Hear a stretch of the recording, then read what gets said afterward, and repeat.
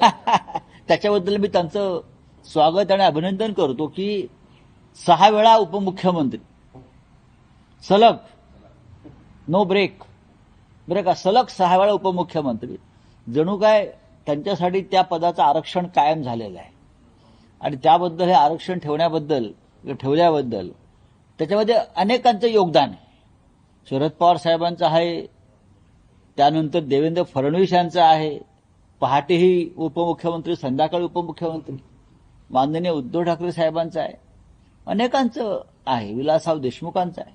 अनेक मुख्यमंत्र्यांबरोबर त्यांनी डेप्युटी सीएम म्हणून जे काम केलं आणि खूप चांगल्या पद्धतीनं उत्तम सहकारी म्हणून काम केलं. माननीय उद्धव ठाकरे नेहमी त्यांचं कौतुक करतात की मंत्रिमंडळातील एक भरोशाचा सहकारी म्हणून ते आजही अजित पवार यांचा नामोल्लेख करतात. हे महत्वाची गोष्ट आहे.